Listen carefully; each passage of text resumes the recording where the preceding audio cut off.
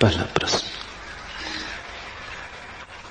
कल प्रवचन सुनते समय ऐसा लगा कि मैं इस पृथ्वी पर नहीं, वरन मुक्त और असीम आकाश में एक ज्योति कण। प्रवचन के बाद भी हल्केपन का, खालीपन का अनुभव होता रहा। उसी आकाश में भ्रमण करते रहने का जी होता रहा। ज्ञान, कर्म, भक्ति मैं नहीं जानता, लेकिन अकेला होने पर इस स्थिति में डूबे रहने का जी होता है। लेकिन कभी कभी यह भाव भी उठता है कि कहीं यह मेरा पागलपन तो नहीं, कहीं यह मेरे अहंकार का ही दूसरा खेल तो नहीं। कृपा पूर्वक मेरा मार्गदर्शन करें।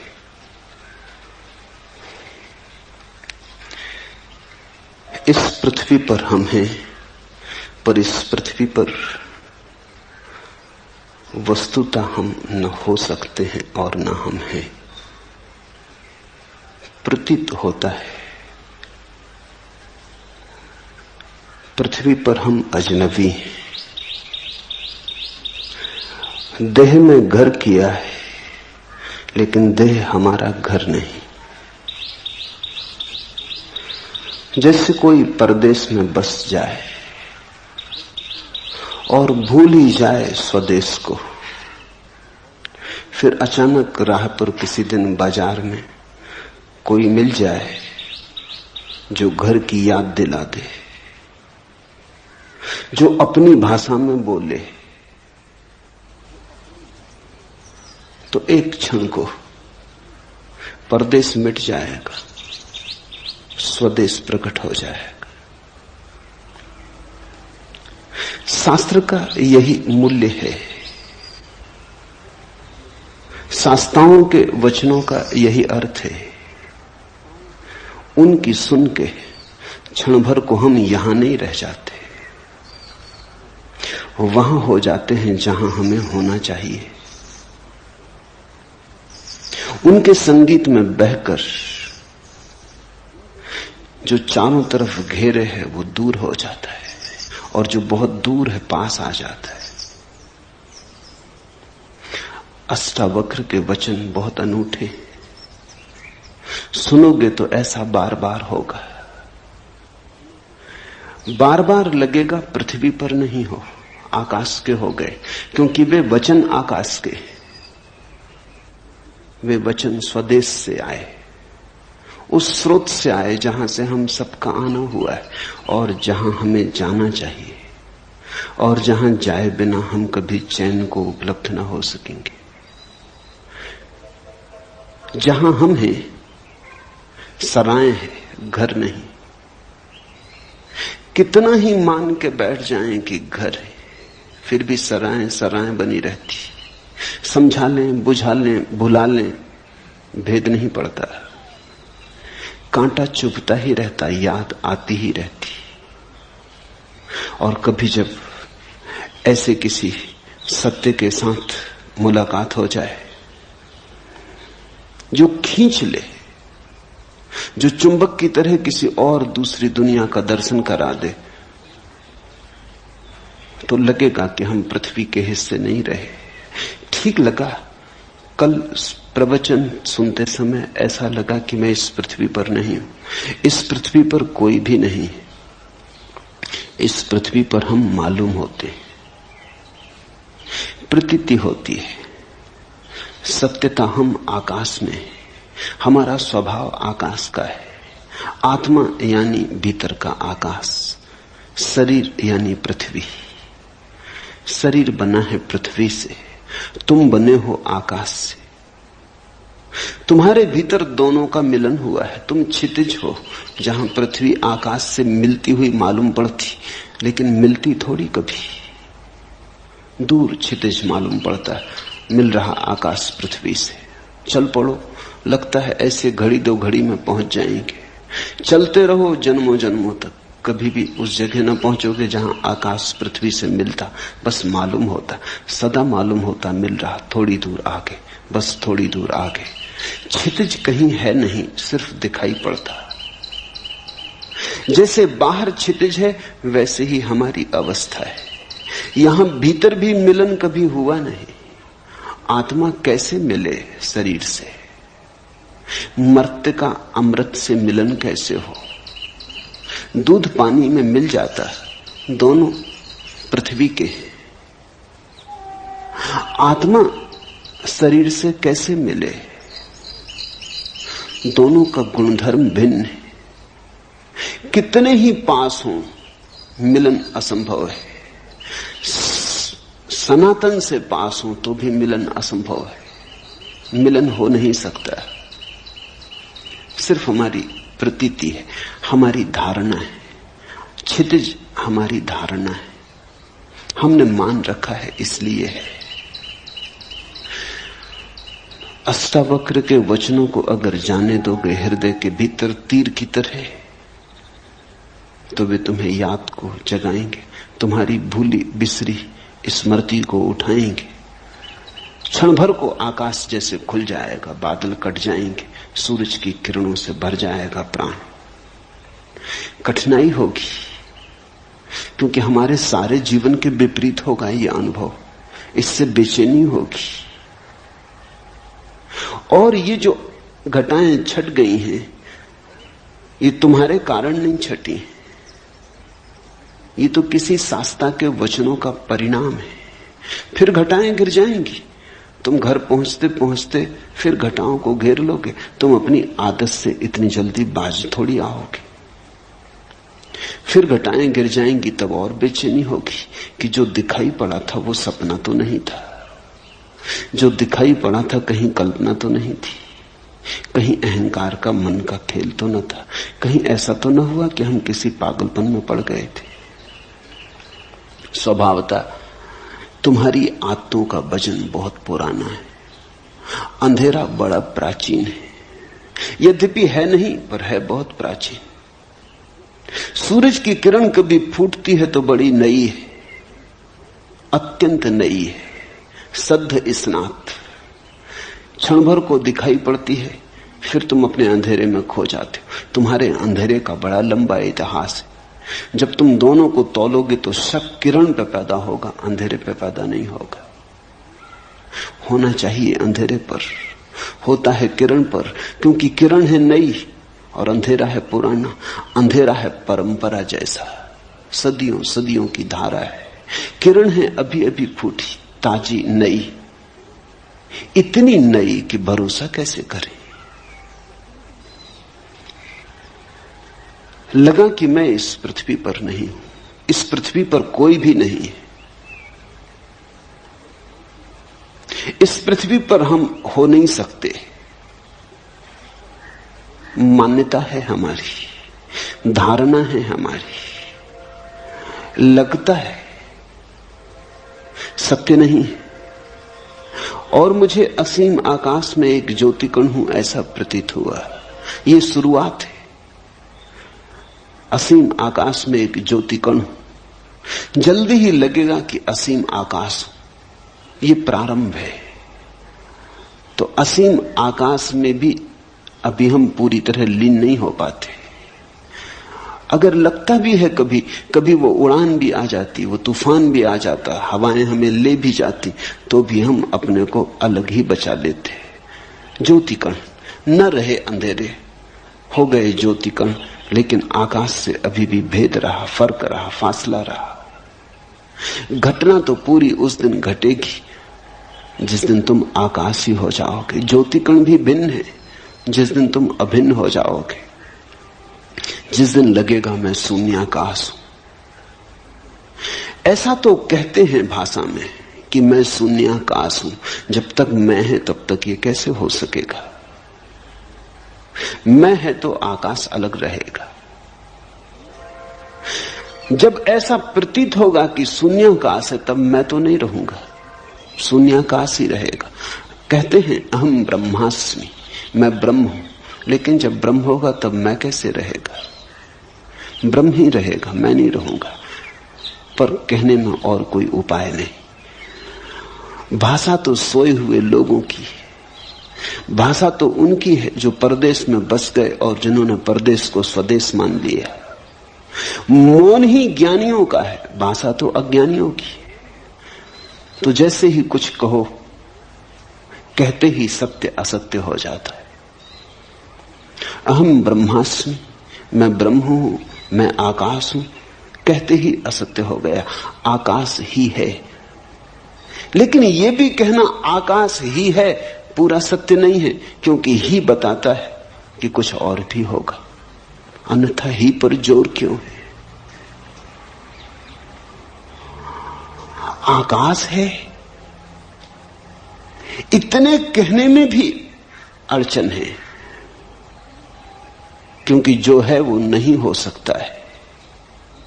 हम कहते हैं मकान है, कभी मकान नहीं हो जाता है, गिर जाता है, खंडर हो जाता है। हम कहते हैं आदमी है, कभी आदमी मर जाता है। आकाश इस तरह तो नहीं है, कभी है और कभी नहीं। आकाश तो सदा है। तो आकाश है ऐसा कहना पुनरुक्ति है।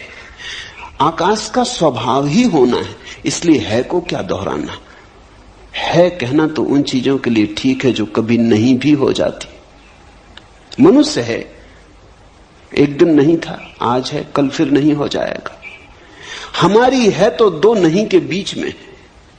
आकाश की है, कल भी है, आज भी है, कल भी है। दो है के बीच में है का क्या अर्थ? दो नहीं के बीच में है का अर्थ होता है। आकाश है, ये भी पुनरुक्ति है। कहें आकाश, लेकिन आकाश जब कहते हैं, शब्द जब बनाते हैं तभी भूल हो जाती। आकाश कहने का अर्थ हुआ कि कुछ और भी होगा जो आकाश से अन्यथा है, भिन्न है। अन्यथा शब्द की क्या जरूरत? अगर एक ही है तो एक कहने का भी कोई प्रयोजन नहीं। एक तो तभी सार्थक है जब दो हो, तीन हो, चार हो, संख्या हो। आकाश भी क्या कहना। इसलिए ज्ञान तो मौन है।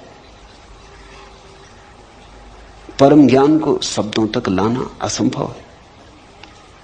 लेकिन हम धन्यभागी हैं कि अष्टावक्र जैसे किन्हीं पुरुषों ने अथक असंभव चेष्टा की है।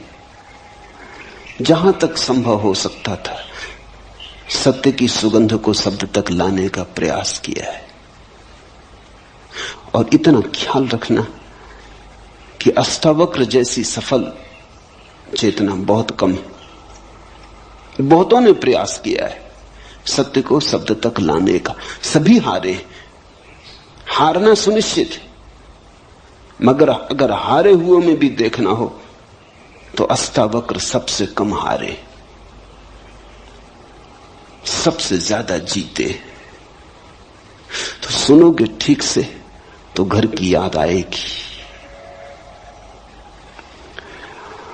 सुबह कि लगा ज्योति कण हूं, तैयारी रखना खोने की। किसी दिन लगेगा ज्योति कण भी खो गया, आकाश ही बचा, तब पूरा मतवालापन छाएगा। तब डूबोगे सत्य की शराब में, तब नाचोगे, तब अमृत की पूरी झलक मिली। प्रवचन के बाद भी हल्केपन, खालीपन का अनुभव होता रहा।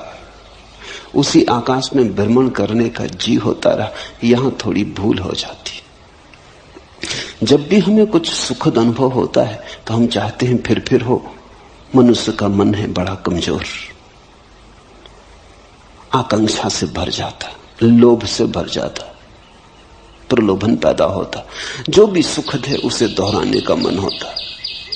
लेकिन एक बात ख्याल रखना, दोहराने में ही भूल हो जाती। जैसे ही तुमने चाहा फिर से हो, कभी ना होगा। क्योंकि जब पहली दफा हुआ था तो तुम्हारे चाहने से ना हुआ था, हो गया था, घटा था, तुम्हारा कृत्य ना था। यही तो अष्टावक्र का पूरा जोर है।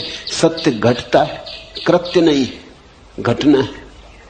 सुनते सुनते हुआ था, तुम कर क्या रहे थे? सुनने का अर्थ ही होता है कि तुम कुछ भी ना कर रहे थे, तुम शून्य भाव से बैठे थे,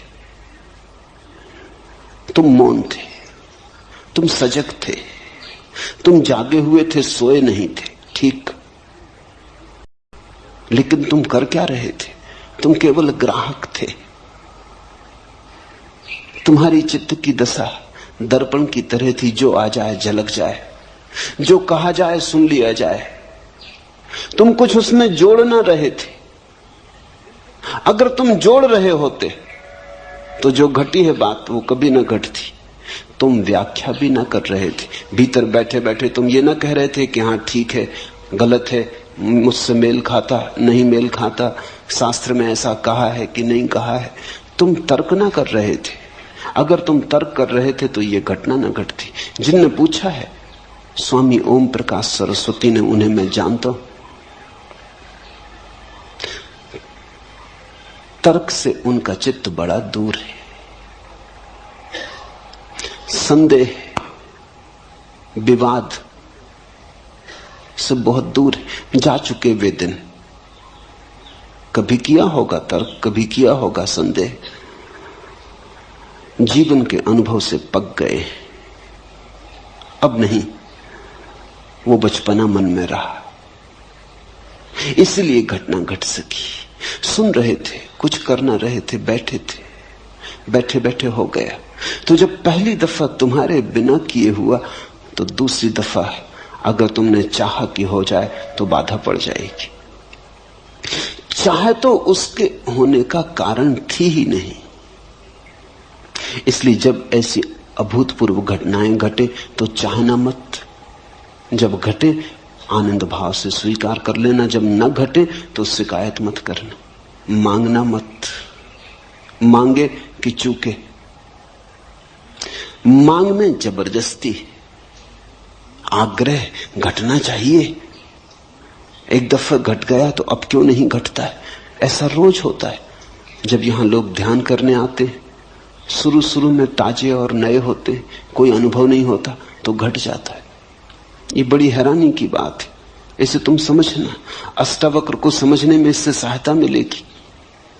ये मेरे रोज का अनुभव है। जब लोग नए ताजे आते हैं और ध्यान का उन्हें कोई अनुभव नहीं होता तो घट जाता है। घट जाता तो आह्लाद से भर जाते, मगर वहीं गड़बड़ हो जाती। फिर मांग शुरू होती, आज जो हुआ कल हो, न केवल हो बल्कि और ज्यादा हो। फिर नहीं घटता। फिर वो मेरे पास आके रोते हैं, वो कहते हैं हुआ क्या, कहां भूल हो गई? पहले घटा, अब नहीं घट रहा है। भूल यही हो गई कि पहले जब घटा तो तुमने मांगा न था, अब तुम मांग रहे हो। अब तुम्हारा मन निर्दोष ना रहा, मांगने दूषित किया। अब तुम सरल ना रहे, अब तुम खुले ना रहे, मांगने द्वार दरवाजे बंद किए। आकांक्षा जग गई, आकांक्षा ने सब विकृत कर दिया। वासना खड़ी हो गई, लोभ पैदा हो गए। ऐसा रोज होता है। जो लोग बहुत दिन से ध्यान कर रहे हैं, बहुत तरह की प्रक्रियाएं कर रहे हैं, उन्हें ध्यान बड़े मुश्किल से लगता है। उनका अनुभव बाधा बनता है। कभी कभी कोई चला आता है ऐसे ही तरंगों में बहता हुआ। कोई मित्र आता था, उसने कभी सोचा भी नहीं ध्यान का। कोई मित्र आता था, उसने सोचा चलो चले चले देखें क्या है। कुतूहलवश चला आया था। कोई वासना न थी, कोई अध्यात्म की खोज भी न थी, कोई चेष्टा भी न थी, ऐसे ही चला आया था। औरों को ध्यान करते देख तरंग आ गई, सम्मिलित हो गया, घट गए। चौंका आदमी, मैं तो आया ही नहीं था ध्यान करने और ध्यान हो गया। बस फिर अड़चन। अब दोबारा जब आता है तो आकांक्षा है, मन में रस है, फिर से हो, लोभ है, पुनरुक्ति का भाव है। मन आ गया, मन ने सब खेल खराब कर दिए। जहां मन नहीं है वहां घटता है। ध्यान रखना, मन पुनरुक्ति की वासना है। जो हुआ सुखद फिर से हो, जो हुआ दुखद फिर कभी ना हो, यही तो मन है। मन चुनाव करता है, ये हो और ये ना हो, ऐसा बार बार हो और ऐसा अब कभी ना हो, यही तो मन है। जब तुम जीवन के साथ बहने लगते, जो हो ठीक, जो ना हो ठीक। दुख आए तो स्वीकार, दुख आए तो विरोध नहीं, सुख आए तो स्वीकार, सुख आए तो उन्माद नहीं। जब सुख और दुख में कोई सम होने लगता है, समता आने लगती है, जब सुख और दुख धीरे धीरे एक ही जैसे मालूम होने लगते हैं, क्योंकि कोई चुनाव ना रहा, अपने हाथ की कोई बात ना रही, जो होता है होता है, हम देखते रहते। इसको अष्टावक्र कहते हैं साक्षी भाव। और वो कहते हैं साक्षी भाव सदा तो सब सदा। साक्षी भाव साक्षी को जगाता, भीतर बाहर समता ले आता है। समत्व साक्षी भाव की छाया है। या तुम समत्व में उपलब्ध हो जाओ तो साक्षी भाव चला आता है। वे दोनों साथ साथ चलते हैं, वे एक ही घटना के दो पैर या दो पंख हैं। उसी आकाश में भ्रमण करने का जी होता रहता है। इससे सावधान होना, मन को मौका मत देना कि ध्यान की घड़ियों को खराब करे। इसी मन ने तो संसार खराब किया, इसी ने तो जीवन के सारे संबंध विकृत किए, इसी मन ने तो सारे जीवन को रेगिस्तान जैसा रूखा कर दिया। जहां बहुत फूल खिल सकते थे वहां सिर्फ कांटे हाथ में रह गए। अब इस मन को अंतर यात्रा पर साथ मत लाओ, इसे नमस्कार करो, इसे विदा दो, प्रेम से सही पर इसे विदा दो। इससे कहो बहुत हो गया, अब हम न मांगेंगे, अब जो होगा हम जागेंगे, हम देखेंगे। जैसे ही तुमने मांगा फिर तुम साक्षी नहीं रह सकते, तुम भोक्ता हो गए। ध्यान के भी भोक्ता हो गए तो ध्यान गया। भोक्ता का अर्थ यह है कि तुमने कहा इसमें मुझे रस आया, इससे मुझे सुख मिला।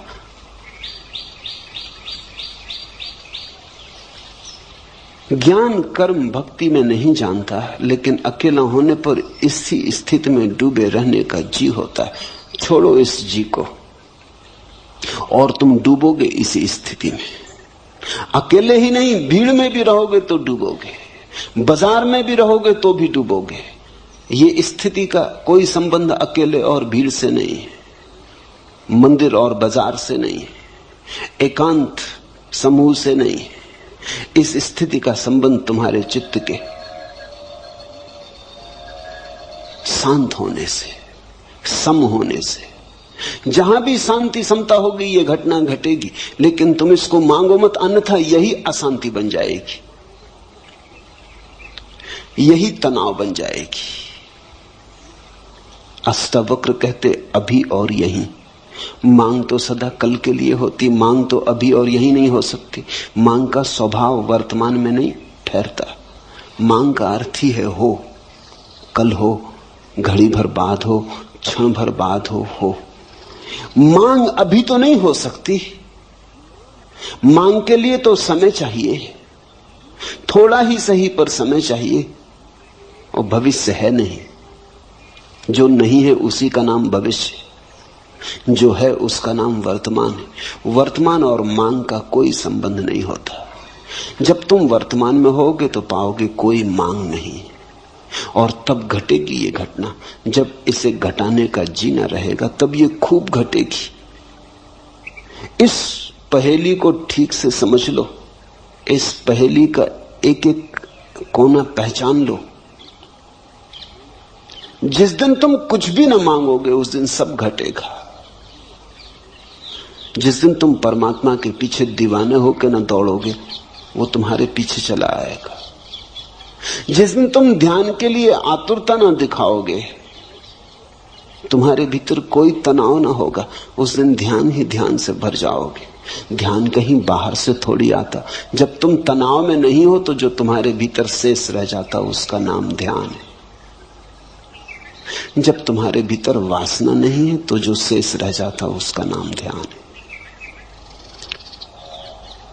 झील है, तरंगें उठ रही, हवा के झकोरे, झील का पूरी छाती तूफान से भर गई, आंधी है, सब उथल पुथल हो रही है। आकाश में चांद है पूरा, लेकिन प्रतिबिंब नहीं बनता क्योंकि झील कप रही। दर्पण कैसे बने? चांद का प्रतिबिंब बनता है, टूट टूट जाता है हजार हजार टुकड़ों में। चांदी फैल जाती पूरी झील पर, लेकिन चांद का प्रतिबिंब नहीं बनता है। झील शांत हो गई, लहरें कहीं चली गई, लहरें कहीं से आई थी, लहरें झील की थी, फिर सो गई, झील में वापस उतर गई। झील अपनी स्थिर अवस्था में आ गई। वो जो चांदी की तरह फैल गया चांद था, झील की छाती पर सिकुड़ आया एक जगह, ठीक प्रतिबिंब बनने लगा। जैसे ही तुम्हारे मन की झील पे तरंगें नहीं होती। तरंग यानी वासना, तरंग यानी मांग, तरंग यानी ऐसा हो और ऐसा ना हो। जब कोई तरंग मन की झील पे नहीं होती तो सत्य जैसा है वैसा ही प्रतिबिंबित होता है। तो जो बनता है चांद तुम्हारे भीतर, उसके सौंदर्य का क्या कहना, उसके रस का क्या कहना। रसधार बरसती, मिलन होता, फिर सुहागरात ही सुहागरात है। लेकिन तुमने मांगा कि चूक हो जाएगी, और मैं समझता हूं मांग बिल्कुल स्वाभाविक मालूम होती। बड़ी अड़चन है, इतना सुख मिलता है ऐसी घड़ियों में कि कैसे बचे न मांगने से। मानवीय है, मैं ये नहीं कहता कि तुमने कुछ बड़ी अमानवीय भूल की, बिल्कुल मानवीय भूल है। कभी जब क्षण भर को झरोखा खुल जाता है और आकाश बहता है तुमने, कभी क्षण भर को जब अंधेरा टूटता है और किरणें उतरती, तो असंभव है, करीब करीब असंभव है कि इसे न मांगो। लेकिन यह असंभव सीखना पड़ेगा। आज सीखो, कल सीखो, परसों सीखो, मगर सीखना पड़ेगा। जितनी जल्दी सीखो उतना उचित। अभी तैयार हो जाओ तो अभी घटना घटने को देर नहीं है। जरा भी क्षण भर की प्रतीक्षा करने की जरूरत नहीं। इसी स्थिति में डूबे रहने का जी होता, ये स्थिति घटेगी, इसका तुम्हारे चित्त से कुछ लेना देना नहीं है। इसलिए तुम अपने चित्त को पीछे छोड़ो। वो जब बीच बीच में आए तब उसे बार बार कह दो कि क्षमा करो, बहुत हुआ, काफी हुआ, संसार खराब किया, परमात्मा तो खराब मत करो। जीवन के सारे सुख विकृत कर डाले, अब ये अंतरतम के सुख आ रहे हैं, इन्हें तो विकृत मत करो। सजग रह के मन को नमस्कार कर लो, विदा दे दो। धीरे धीरे धीरे धीरे ऐसी घड़ी आने लगेंगी, तुम्हारे अनुभव से ही आएंगी। जब मन नहीं होगा तत्क्षण फिर वही झरोका खुलता है, फिर बहती रसधार, फिर उतरता प्रकाश, फिर तुम आलोकित, फिर तुम मग्न, फिर तुम अमृत में डूबे। जब ऐसा बार बार होगा तो बात साफ हो जाएगी। तो फिर मन से तुम अपने को दूर रखने में कुशल हो जाओगे। जब घटे तब घट जाने देना, जब न घटे तब शांति से प्रतीक्षा करते रहना। आएगा, जो एक बार आया है बार बार आएगा। तुम भर मत मांगना, तुम भर बीच में मत आना, तुम भर बाधा मत देना। लेकिन कभी कभी ये भाव भी उठता है कि कहीं ये मेरा पागलपन तो नहीं। बुद्धि ऐसे भाव भी उठाएगी, क्योंकि बुद्धि ये मान ही नहीं सकती कि आनंद हो सकता है। बुद्धि दुख से बिल्कुल राजी। बुद्धि ने दुख को पूरी तरह स्वीकार किया है, क्योंकि बुद्धि दुख की जन्मदात्री। अपनी ही संतान को कौन स्वीकार नहीं करेगा। तो बुद्धि मानती है दुख है तो बिल्कुल ठीक है। लेकिन महासुख, जरूर कहीं कोई गड़बड़ हो गई। ऐसा कहीं होता है, कोई कल्पना हो गई, कोई सपना देखा, किसी देवा स्वप्न में खो गए, किसी सम्मोहन में उतर गए, जरूर कहीं कुछ पागलपन हो गया है। बुद्धि ऐसे बार बार कहेगी, इसे सुनना मत, इस पर ध्यान मत देना। अगर इस पर ध्यान दिया तो वे घटनाएं बंद हो जाएंगी, वे द्वार झरोखे फिर कभी ना खुलेंगे। एक बात ख्याल में रखना, आनंद सत्य की परिभाषा है। जहां से आनंद मिले वहीं सत्य है। इसलिए तो हमने परमात्मा को सच्चिदानंद कहा है। आनंद उसकी आखिरी परिभाषा है। सत्य से भी ऊपर, चित्त से भी ऊपर आनंद को रखा है, सच्चिदानंद कहा है। सत्य एक सीढ़ी नीचे, चित्त एक सीढ़ी नीचे, आनंद परम। जहां से आनंद बहे, जहां से आनंद मिले, फिर तुम चिंता मत करना, सत्य के करीब हो। जैसे कोई बगीचे के करीब आता है तो हवाएं ठंडी हो जाती, पक्षियों के गीत सुनाई पड़ने लगते, शीतलता अनुभव होने लगती। तो बगीचा दिखाई भी ना पड़े तो भी अनुभव में आने लगता है कि राह ठीक है, बगीचे की तरफ पहुंच रहे हैं। ऐसे ही जैसे ही तुम सत्य की तरफ पहुंचने लगते हो, आनंद झरता है, शीतल होने लगता मन, संतुलन आने लगता, सहिष्णुता बढ़ती है, सुख बढ़ता है, एक उमंग घेरे रहती अकारण। कोई कारण भी दिखाई नहीं पड़ता, न कोई लॉटरी मिली है, न कोई धंधे में बड़ा लाभ हुआ है, न कोई बड़ा पद मिला है। ऐसा भी हो सकता था पद था वो भी गया, हाथ में जो था वो भी खो गया, धंधा भी डूब गया, लेकिन अकारण एक उमंग है कि भीतर कोई नाचे जा रहा है कि रुकता ही नहीं। तो बुद्धि कहेगी कहीं पागल तो नहीं हो गए। ये तो पागलों के लक्षण है। ये बड़ी अजीब दुनिया है, यहां सिर्फ पागल ही प्रसन्न दिखाई पड़ते। इसलिए बुद्धि कहती पागल हो गए होगे, क्योंकि यहां पागलों के सिवा किसी को प्रसन्न देखा है। यहां हजार कारण होते तब भी आदमी प्रसन्न नहीं होता। बड़ा महल हो, धन हो, संपत्ति हो, सुख सुविधा हो, तब भी आदमी प्रसन्न नहीं होता। ये दुनिया दुखी लोगों की दुनिया है, मगर दुखी लोगों की भीड़ है। यहां अगर तुम हंसने लगो अकारण तो लोग कहेंगे पागल हो गए। अगर तुम कहो कि हंसी आ रही कोई कारण नहीं, फैली जा रही, भीतर से उठ रही, लहर आ रही, लोग कहेंगे बस दिमाग खराब हो गए। यहां तुम शक्ल बना के चलो, उदास रहो, तुम्हारी शक्ल देख के भूत प्रेत भी डरे, तो बिल्कुल ठीक हो, तो कोई अड़चन नहीं है, तो सब ठीक चल रहा है। तुम आदमी जैसे आदमी हो, जैसा आदमी होना चाहिए वैसे आदमी हो। लेकिन तुम मुस्कुराने लगो, तुम हंसने लगो, तुम गीत गुनगुनाने लगो, तुम राह के किनारे खड़े होकर नाचने लगो, बस तुम पागल हो गए। परमात्मा को हमने इस भांति इंकार किया है कि अगर परमात्मा आए तो हम उसे पागल खाने में बंद कर देंगे। शायद इसी कारण नहीं आता, आने से डरता है। तुम जरा सोचो, कृष्ण अगर मिल जाएं चौराहे पर, बांसुरी बजाते, मोर मुकुट बांधे, पीतांबर डाले, गोपियां नाचती हों, क्या करोगे? तत्क्षण पुलिस थाने जाओगे। ये क्या हो रहा है? जो नहीं होना चाहिए वो हो रहा है। तुम इस आदमी को जेल खाने में डालोगे। आनंद निष्कासित कर दिया गया है। हमने आनंद को जीवन के बाहर कर दिया है। हम दुख को छाती से लगा के बैठे। यहां दुखी आदमी बुद्धिमान मालूम होता है, यहां आनंदित आदमी पागल मालूम होता है। सारी सरणी उल्टी है।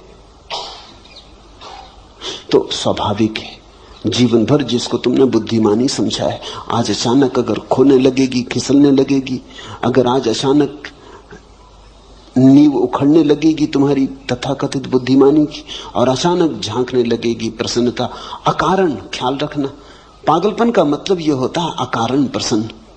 कारण भी नहीं है कुछ, बैठे हैं अकेले और मुस्कुराहट आ रही, बस पागल हो गए। क्योंकि ऐसा तो हमने सिर्फ पागलों को ही देखा है। ध्यान रखना, पागलों में और परमहंसों में थोड़ा सा संबंध है। पागल भी हंसते हैं, प्रसन्न होते हैं, क्योंकि बुद्धि गंवा दी। परमहंस भी हंसते हैं, प्रसन्न होते हैं, क्योंकि बुद्धि के पार आ गए। दोनों पागल बुद्धि से नीचे गिर जाता है, इसलिए हंस लेता है। परमहंस बुद्धि के पार चला जाता है, इसलिए हंसता है। दोनों में थोड़ी समानता है। पागल और परमहंस में एक बात समान है कि दोनों ने बुद्धि गंवाई।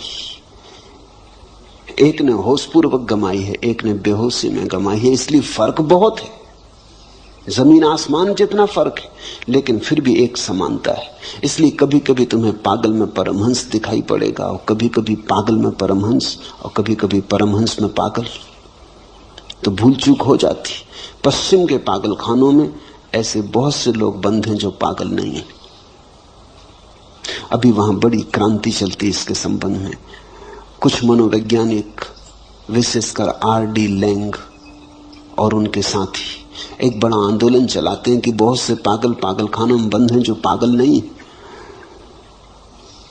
अगर वो पूरब में पैदा होते तो परमहंसों की तरह उनका आदर सम्मान होता। R.D. लैंग को पता नहीं है इससे उल्टी घटना पूरब में घट चुकी है। यहां कई पागल हैं जो परमहंस समझे जाते।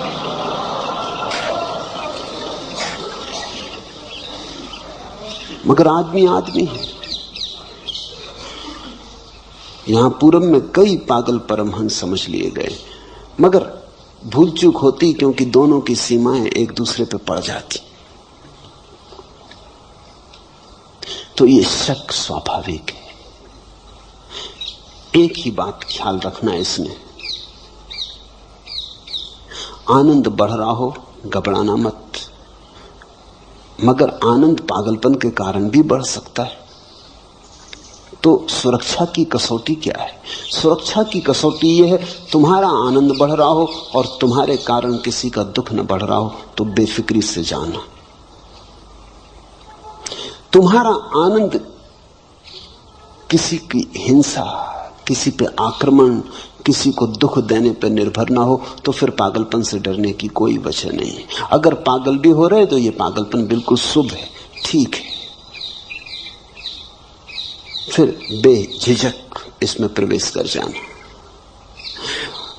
डरने का कारण तो तभी है जब तुम किसी को नुकसान पहुंचाने लगो। तुम्हारे नाच से किसी को कोई बाधा नहीं है, लेकिन कोई सो रहा है, तुम उसकी छाती पे जाकर ढोल बजा कर नाचने लगो। तुम नाचो, इससे कुछ अड़चन नहीं है।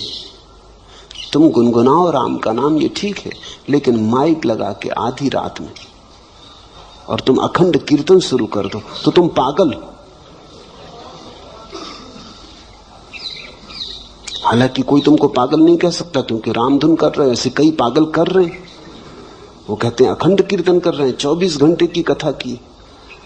सो न सो तुम्हारी मर्जी। अगर तुम बाधा डालो तो अधार्मिक हो।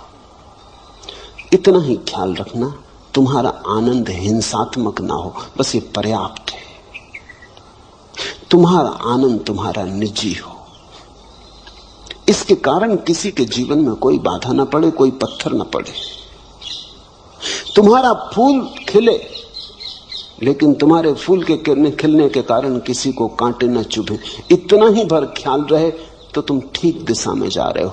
जहां तुम्हें लगे कि अब दूसरों को बाधा होने लगी, वहां थोड़े सावधान होना। वहां परमहंस की तरफ न जाके तुमने पागलपन का रास्ता पकड़ लिया। ओम प्रकाश से किसी को कोई दुख नहीं है। बेझिझक बेधड़क जा सकते हो।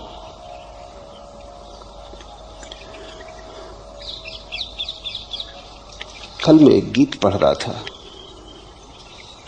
जो कुछ सुंदर था प्रेम काम में, जो अच्छा मंजा नया था सत्यसार, मैं बीन बीन कर लाया, नैवेद्य चढ़ाया, पर यह क्या हुआ, सब पड़ा पड़ा कुम्हलाया, सूख गया मुरझाया, कुछ भी तो उसने हाथ बढ़ाकर नहीं लिया। यूं कहीं तो था लिखा, पर मैंने जो दिया, जो पाया, जो पिया, जो गिराया, जो ढाला, जो छलकाया, जो नितारा, जो छाना, जो उतारा, जो चढ़ाया, जो जोड़ा, जो तोड़ा, जो छोड़ा, सबका जो कुछ हिसाब रहा, मैंने देखा कि उसी यज्ञ ज्वाला में गिर गया। और उसी क्षण मुझे लगा कि अरे मैं तिर गया, ठीक है, मेरा सिर फिर गया। तिरता है आदमी सिर के फिरने से। परमात्मा को तुम चढ़ाओ चुन चुन के चीजें, अच्छी अच्छी चीजें, उससे कुछ ना होगा जब तक कि सिर ना चढ़े। सुनो, फिर जो कुछ सुंदर था प्रेम काम में, जो अच्छा मंजा नया था, सबके सार मैं बीन बीन कर लाया, नैवेद्य चढ़ाया। पर यह क्या हुआ? सब पड़ा पड़ा कुम्हलाया, सूख गया मुरझाया, कुछ भी तो उसने हाथ बढ़ाकर नहीं लिया। तुम ले आओ सुंदरतम को खोजकर, बहुमूल्य को खोजकर, चढ़ाओ कोहिनूर, कुम्हलाएंगे। तोड़ो फूल कमल के, गुलाब के, चढ़ाओ कुम्हलाएंगे। एक ही चीज वहां स्वीकार है, वो तुम्हारा सिर, वो तुम्हारा अहंकार, वो तुम्हारी बुद्धि, वो तुम्हारा मन। अलग अलग नाम है, बात एक ही है। वहां चढ़ाओ अपने को। और उसी क्षण मुझे लगा कि अरे मैं तिर गया, ठीक है, मेरा सिर फिर गया। लोग तो यही कहेंगे, ओम प्रकाश की सिर फिर गया।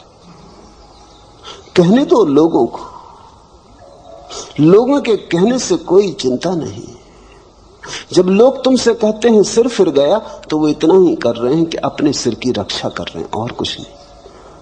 जब लोग तुमसे कहते हैं तुम्हारा सिर फिर गया, तो वो ये कह रहे हैं कि बचाओ हमें, इधर इस तरफ मत आओ, हमें मत सुनाओ ये गीत, मत ये हंसी हमारे द्वार लाओ, मत दिखाओ हमें ये आंखें मदमस्त, ये खबरें मत कहो हमसे। घबराहट है उनकी, भीतर उनके भी यही राग है, भीतर उनके भी ऐसी ही वीणा पड़ी है जो प्रतीक्षा करती जन्मों जन्मों से कि कोई छेड़ दे, मगर डर है, घबराहट है। बहुत कुछ उन्होंने झूठे जगत में बनाया है, बसाया है, कहीं उखड़ ना जाए। मैं इलाहाबाद में था, एक मित्र मेरे सामने ही बैठ के मुझे सुन रहे थे। लाखों लोगों ने मुझे मेरे सामने बैठ के सुना है, बहुत कम ऐसे लोग हैं जिन्होंने इतने भाव से सुना हो जैसा भाव से वो सुन रहे थे। उनकी आंखों से आंसुओं की धार बह रही थी। अचानक बीच में उठे, सभा भवन छोड़ के चले गए। मैं थोड़ा चौंका, ये क्या हुआ? पूछताछ की, संयोजक को कहा, वो बड़े प्रसिद्ध व्यक्ति थे, मैं तो जानता नहीं था, साहित्यकार थे, कवि थे, लेखक थे। संयोजक ने उनके घर जाके पूछा, उन्होंने कहा बाबा माफ करो, मैं घबरा गया। 20 मिनट के बाद मैंने कहा अब यहां से भाग जाना उचित, अगर थोड़ी देर और रहा तो कुछ से कुछ हो जाएगा। इस आदमी का तो सिर फिरा है, मेरा फिरा देखा।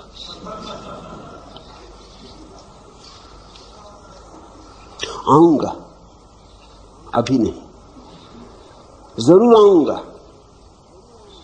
पर थोड़ा समय दो। और 2 रात से मैं सो नहीं सका हूं और बातें मेरे मन में गूंज रही। नहीं, अभी मेरे पास बहुत काम करने को पड़े, अभी बच्चे छोटे, अभी घर गृहस्थी संभालनी। जरूर आऊंगा, तुम जाओ, उनसे कहना जरूर आऊंगा, लेकिन अभी नहीं। जब कोई तुमसे कहता है तुम्हारा सिर फिर गया, वो सिर्फ अपनी आत्मरक्षा कर रहा, वो ये कह रहा है कि ऐसा मान के कि तुम्हारा सिर फिर गया, मैं अपने आकर्षण को रोकता हूं।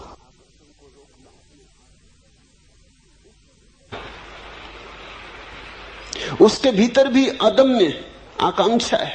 कौन है ऐसा जो परमात्मा को खोजने नहीं चला है? कौन है ऐसा जो आनंद का प्यासा नहीं है? कौन है ऐसा जिसे सत्य की अभीप्सा नहीं? ऐसा कभी कोई हुआ ही नहीं। जिनको तुम नास्तिक कहते हो वे ही लोग हैं जो घबरा गए। वे ही लोग हैं जो कहते हैं नहीं, कोई परमात्मा नहीं। क्योंकि परमात्मा को इंकार न करें तो खोज पर जाना होगा। मेरा अपना अनुभव यह है कि नास्तिक के भीतर तथाकथित आस्तिकों से सत्य की खोज की ज्यादा गहरी आकांक्षा होती। वो मंदिर जाने से डरता है, तुम डरते ही नहीं। तुम डरते नहीं क्योंकि तुम्हारे भीतर कोई ऐसी प्रबल आकांक्षा नहीं कि तुम पगला जाओगे। तुम मंदिर हो आते हो जैसे तुम दुकान चले जाते हो। तुम मंदिर के बाहर भीतर हो लेते हो, तुम पे कुछ असर नहीं होता है। नास्तिक वैसा व्यक्ति है जो जानता है अगर मंदिर गया तो वापस न लौट सकेगा।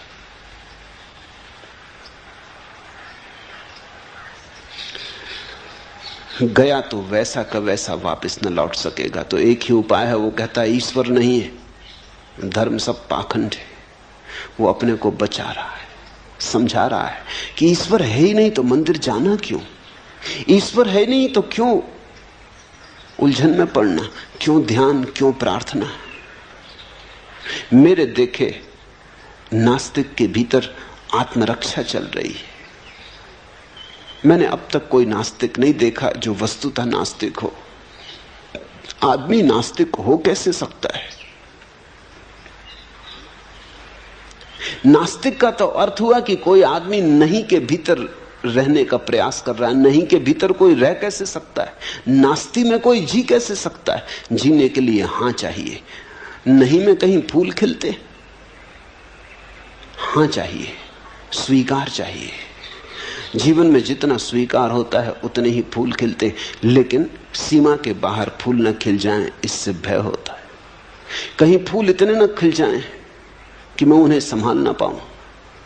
कल रात एक युवक ने मुझे कहा कि अब मुझे बचाएं, ये जरूरत से ज्यादा हुई जा रही बात। मैं इतना प्रसन्न हूं कि लगता है मैं टूट जाऊंगा। इतना आनंद है कि लगता है मैं संभाल ना पाऊंगा। ये मेरे हृदय का पात्र छोटा है, मुझे बचाएं। मैं इसके ऊपर से बहा जा रहा हूं। ये मेरी सीमाएं सब टूटी जा रही हैं और मुझे डर है कि अगर मैं इसके साथ बह गया तो फिर लौट ना पाऊंगा। नियंत्रण कहीं खो ना जाए, ये भय। अहंकार दुख के साथ भली भांति जी लेता है क्योंकि दुख में नियंत्रण नहीं खोता। कितने ही तुम रो दुख में, तुम अपने मालिक रहते हो। नियंत्रण खोता है आनंद में। सीमा टूटती आनंद में, दुख में कभी कोई सीमा नहीं टूटती। नरक में भी सीमा नहीं टूटती। तुम नरक में भी पड़े रहो तो भी तुम अपने भीतर मजबूत रहते हो। सीमा टूटती है स्वर्ग में, वहां नियंत्रण खो जाता है। जहां नियंत्रण खोता वहां अहंकार खो जाता है। जहां नियंत्रण खोता वहां बुद्धि की पकड़ खो जाती, तर्क का जाल खो जाता। वही हो रहा है। घबराना मत, तिरने का क्षण करीब आ रहा है, लेकिन सिर फिरे बिना कोई कभी तिरा नहीं।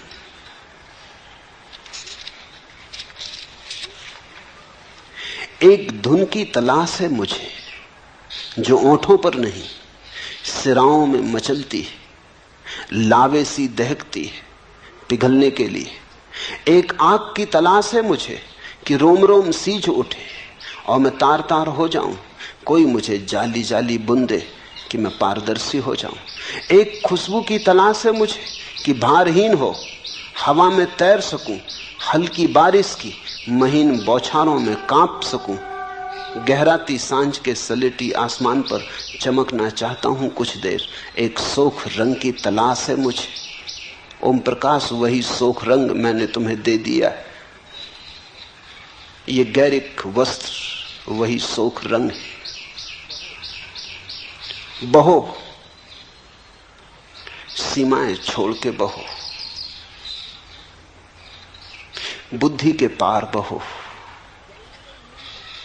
जाने दो नियंत्रण। नियंत्रण का अर्थ है कर्ता। छोड़ो नियंत्रण। कर्ता अगर कोई है तो एक परमात्मा है। तुम परमात्मा से होड़ ना करो, उससे प्रतिस्पर्धा ना लो। उसके साथ संघर्ष मत करो, करो समर्पण, बहो उसकी धार के साथ, तिरोगे। जो डूब जाते वही तिरते, जो तिरने की चेष्टा करते डूब जाते।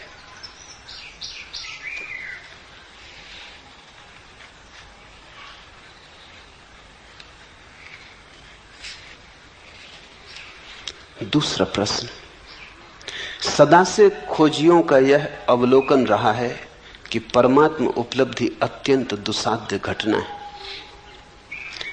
लेकिन आप जैसे बुद्ध पुरुष सदा से इस बात पर जोर देते रहे हैं कि परमात्मा अभी और यहीं घट सकता है। क्या बार बार यह कहना एक चुनौती और एक प्रयास करने की एक विधि है, एक उपाय है? सत्य है यही, न तो विधि है और न उपाय। तुम्हारा ऐसा पूछना बचने की विधि और उपाय है। ये बात हमारा मन स्वीकार करने को राजी नहीं होता कि परमात्मा अभी और यहीं मिल सकता है। क्यों नहीं राजी होता? इसलिए राजी नहीं होता कि अगर अभी और यहीं मिल सकता है तो फिर हमें मिल नहीं रहा। तो इसका कारण क्या होगा, फिर इसकी व्याख्या कैसे करें? अगर अभी और यहीं मिल सकता है तो मिल क्यों नहीं रहा? बेचैनी खड़ी हो जाती, अभी और यहीं मिल सकता है, मिल तो नहीं रहा। तो इसे समझाएं कैसे? तो बड़ी अड़चन की बात हो गई।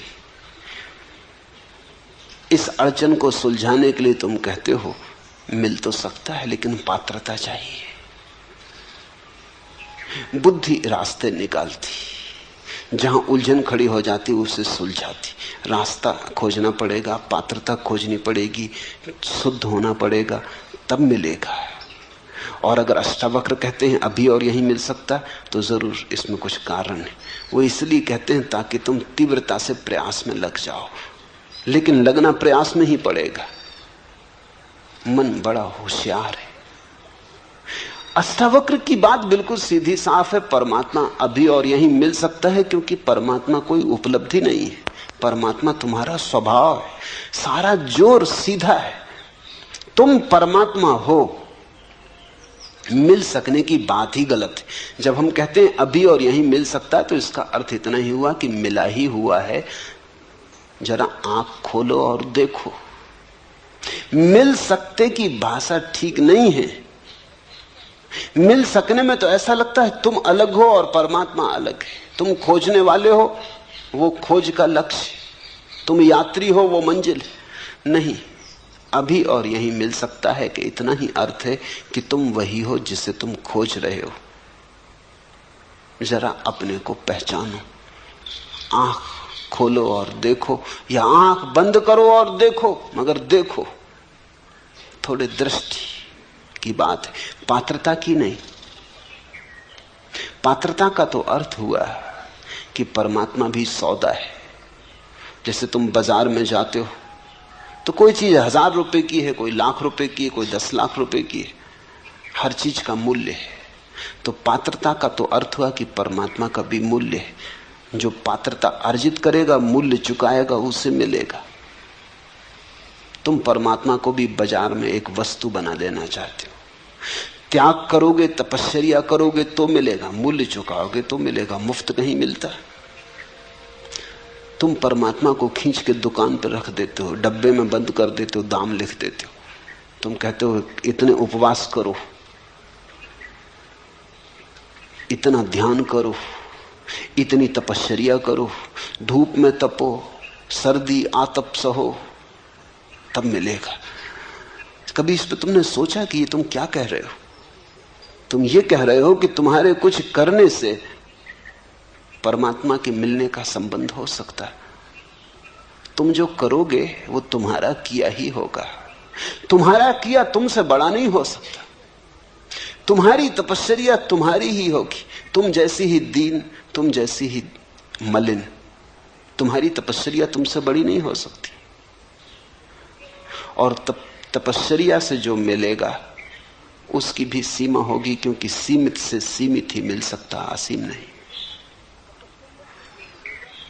तपश्चर्या से जो मिलेगा वो तुम्हारे ही मन की कोई धारणा होगी, परमात्मा नहीं।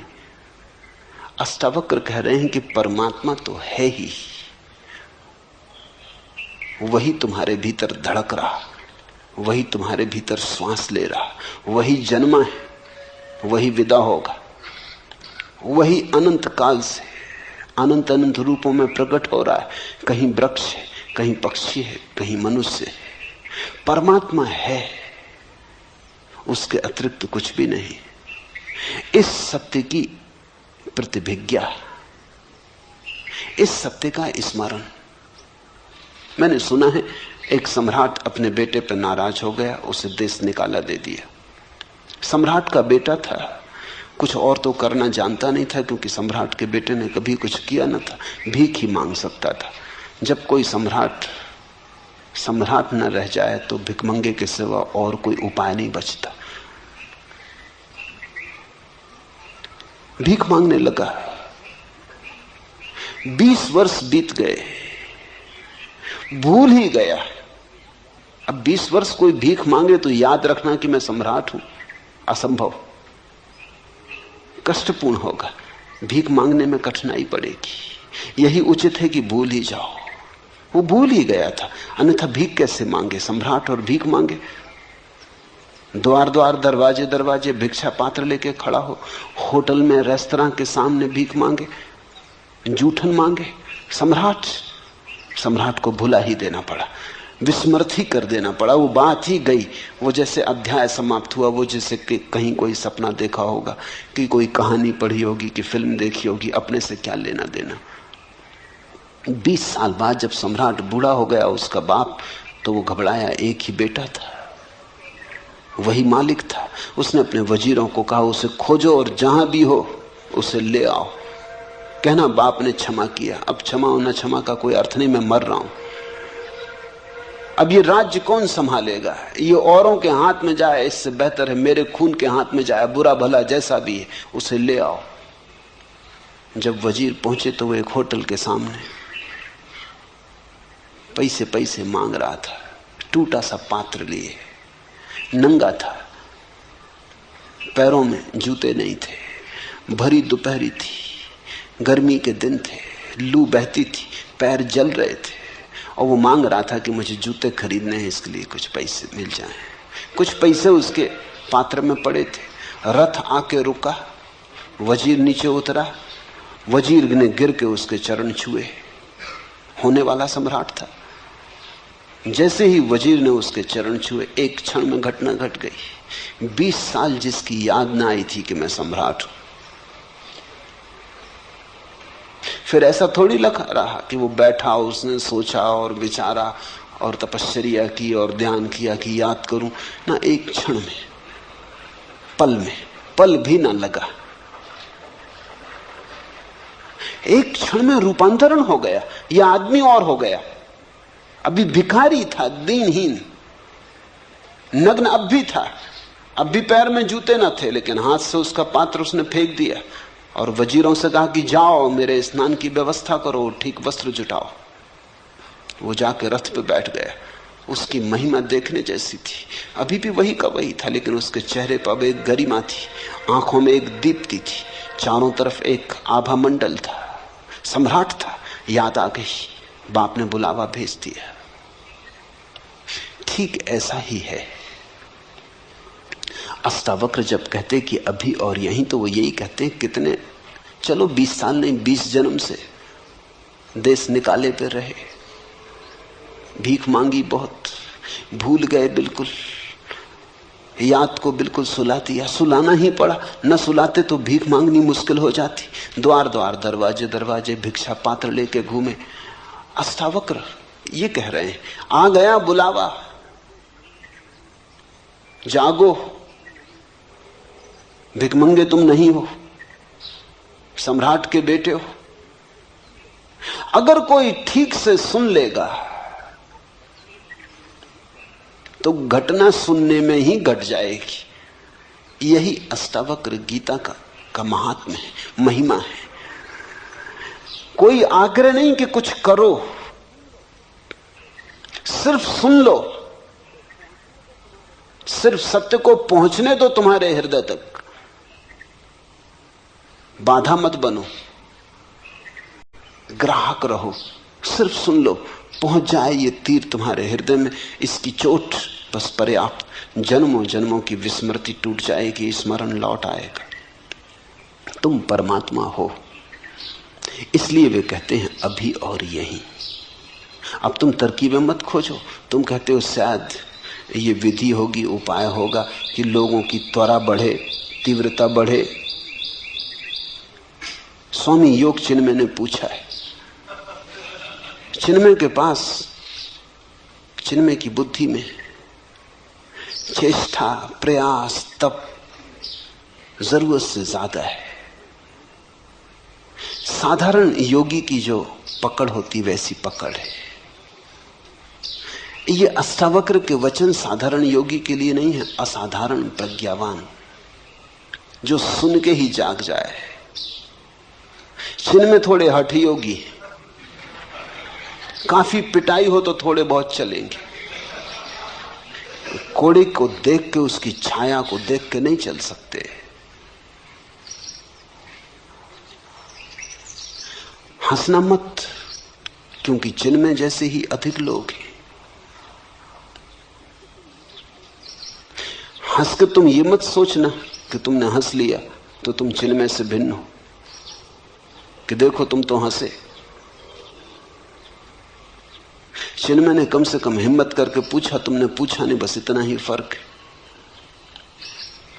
हो तुम भी वही। ये अष्टावक्र की गीता पूरी हो जाएगी, और अगर तुम परमात्मा न हो गए तो समझ लेना कि वहीं हो, कोई फर्क नहीं। अगर इस सुनने में तुम जाग जाओ और परमात्मा हो जाओ तो ही कोड़े की छाया ने काम किया। सदा से खोजियों का यह अवलोकन रहा है कि परमात्मा उपलब्धि अत्यंत दुसाध्य घटना है। खोजी शुरू से ही भ्रांत है। खोजी का अर्थ ही यह है कि वो मान लिया है कि परमात्मा को खोजना है, कि परमात्मा को खो दिया है। उसने एक बात तो मान ली कि खो दिया परमात्मा को। ये भी कोई बात हुई कि खो दिया परमात्मा को? परमात्मा को खो कैसे सकते हो? मेरे पास लोग आते, वो कहते परमात्मा खोजना। मैं कहता हूं चलो ठीक, खोजो, लेकिन खोया कहां, कब खोया? वो कहते इसका तो कुछ पता नहीं, पहले इसका तो तुम ठीक से पता कर लो, कहीं ऐसा ना हो कि खोया ही ना हो। कभी कभी ऐसा हो जाता है कि चश्मा नाक पे चढ़ा है और उसी चश्मे से देख के चश्मा खोज रहे हैं।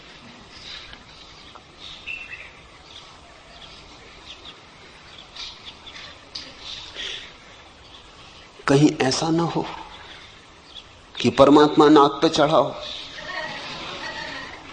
और तुम उसी परमात्मा से खोज रहे हो। ऐसा ही है। खोजी बुनियादी रूप से भ्रांत है। उसने एक बात तो मान ली कि परमात्मा खो दिया है, या परमात्मा को अब तक खोजा नहीं, पाया नहीं, वो कहीं दूर है, उसे खोजना है। खोज से कभी परमात्मा नहीं मिलता। खोज खोज के तो इतना ही पता चलता है, खोजने में कुछ भी नहीं है। एक दिन खोजते खोजते खोज गिर जाती, खोज के गिरते ही परमात्मा मिलता है। बुद्ध ने 6 वर्ष तक खोजा, खूब खोजा। उनसे बड़ा खोजी और कहां खोजोगे? जहां जहां खबर मिली कि कोई ज्ञान को उपलब्ध है, वहां वहां गए, सभी चरणों में सिर रखा। जो गुरुओं ने कहा वही किया। गुरु भी थक गए उनसे, क्योंकि गुरु उन शिष्यों से कभी नहीं थकते जो आज्ञा का उल्लंघन करते। उनसे कभी नहीं थकते, क्योंकि उनके पास सदा कहने को कि तुम आज्ञा मान ही नहीं रहे, इसलिए कुछ नहीं घट रहा है, हम क्या करें। गुरु को बड़ी सुविधा है, अगर तुम गुरु की न मानो। वह सदा कह सकता है कि तुमने माना ही नहीं, मानते तो घट जाता। मगर बुद्ध के साथ गुरु मुश्किल में पड़ गए। जो गुरुओं ने कहा बुद्ध ने वही किया। उन्होंने 1 शेर कहा तो बुद्ध ने 1.25 शेर किया। गुरु ने आखिर उनसे हाथ जोड़ लिया कि तू भाई कहीं और जा। जो हम बता सकते थे बता दिया। बुद्ध ने कहा इससे तो कुछ घट नहीं रहा है। उन्होंने कहा इससे ज्यादा हमें भी नहीं घटा है, तेरे से क्या छिपाना। तू कहीं और जा। इतने प्रामाणिक व्यक्ति के सामने गुरु भी धोखा न दे पाए। सब तरफ खोज के बुद्ध ने आखिर पाया कि नहीं, खोजने से मिलता ही नहीं। संसार तो व्यर्थ था ही, अध्यात्म भी व्यर्थ हुआ। भोग तो व्यर्थ हो ही चुका था, जिस दिन महल छोड़ा उस दिन व्यर्थ हो चुका था, इसीलिए छोड़ा। योग भी व्यर्थ हुआ। न भोग में कुछ है न योग में कुछ है। अब क्या करें? अब तो करने को ही कुछ ना बचा। अब तो कर्ता होने के लिए कोई सुविधा न रही। इस सूत्र को ठीक से समझना। न भोग बचा, न योग बचा, न संसार बचा, न स्वर्ग बचा। तो अब कर्ता होने के लिए जगह ही न बची। कुछ करने को बचे तो कर्ता बच सकता है, कुछ करने को न बचा। उसी रात घटना घटी। उस सांझ बोधि वृक्ष के नीचे वे बैठे तो करने को कुछ भी न था। बड़ी हैरानी में पड़े। संसार छोड़ दिया था तो योग पकड़ लिया था, भोग छोड़ दिया था तो अध्यात्म पकड़ लिया था। कुछ तो करने को था तो मन उलझा था। अब मन को कोई जगह न बची। मन का पक्षी तड़फड़ाने लगा, कोई जगह नहीं। मन के लिए जगह चाहिए। अहंकार के लिए कर्ता का रस चाहिए, कर्तव्य चाहिए। कुछ करने को हो तो अहंकार बचे। कुछ था ही नहीं करने को। जरा थोड़ा सोचो। एक गहन उदासीनता, जिसको अष्टावक्र वैराग्य कहते, वो उदय हुआ। योगी विरागी नहीं है, क्योंकि योगी नए भोग खोज रहा है। योगी आध्यात्मिक भोग खोज रहा है, विरागी नहीं है। अभी भोग की आकांक्षा है। संसार में नहीं मिला तो परमात्मा में खोज रहा है, लेकिन खोज जारी है। यहां नहीं मिला तो वहां खोज रहा है, बाहर नहीं मिला तो भीतर खोज रहा है, लेकिन खोज जारी है। भोगी विरागी नहीं है, योगी भी विरागी नहीं है। हाँ, उनकी खोज राग की अलग अलग है। एक बाहर की तरफ जाता, एक भीतर की तरफ जाता, लेकिन जाते दोनों। उस रात बुद्ध को जाने को कुछ न बचा, न बाहर न भीतर। उस रात की तुम जरा कल्पना करो। उस रात को जरा जगाओ और सोचो कि कैसी वो रात रही होगी। उस दिन पहली दफा विश्राम उपलब्ध हुआ, जिसको अष्टावक्र कहते हैं, जो चित्त में विश्राम को उपलब्ध हो जाए तो सत्य उपलब्ध हो जाता। उस दिन विश्राम उपलब्ध हुआ। जब तक कुछ करने को शेष है तब तक श्रम जारी रहता है। जब तक कुछ करने को शेष है तनाव जारी रहता। अब तनाव करके भी क्या करना? शरीर भी ढीला छूट गया, मन भी ढीला छूट गया। वो उस वृक्ष के नीचे पड़ गए और सो गए। सुबह जब उनकी आंख खुली तो ऐसी खुली जैसी सबकी खुलनी चाहिए। सुबह जब आंख खुली तो पहली दफा खुली। सदियों सदियों से बंद थी वो आंख खुली। सुबह जब आंख खुली तो भोर का आखिरी तारा डूबता था। उस भोर के आखिरी तारे को उन्होंने डूबते हुए देखा। इधर बाहर भोर का आखिरी तारा डूब गया, उधर भीतर भी मन की आखिरी रेखा विसर्जित हो गई। कुछ भी ना था, भीतर कोई भी ना बचा। सन्नाटा था, शून्य था, विराट शून्य था, आकाश था। कहते हैं बुद्ध 7 दिन वैसे ही बैठे रहे, मूर्तिवत, हिले नहीं डुले नहीं। कहते हैं देवता घबरा गए। आकाश से देवता उतरे, ब्रह्मा उतरे, चरणों में पड़े और कहा आप कुछ बोले। ऐसी घटना सदियों में घटती, बड़ी मुश्किल से घटती। आप कुछ कहें,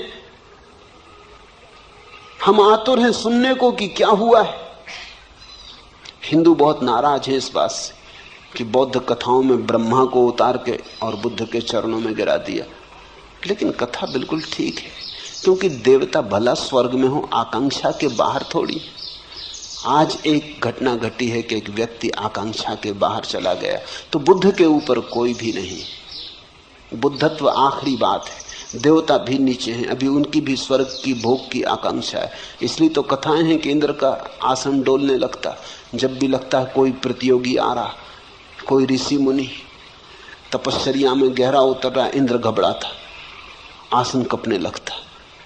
ये तो आसन इंद्र का क्या हुआ, दिल्ली का हुआ।